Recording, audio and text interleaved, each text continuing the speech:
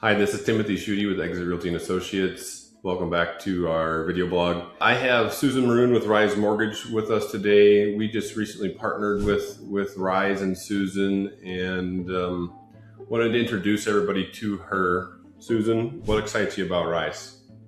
I'm really excited for Rize because they offer some really competitive pricing, some great programs, and I just really feel like it's going to help people more. Cool. You've been in the industry how long? 25 years. 25 years.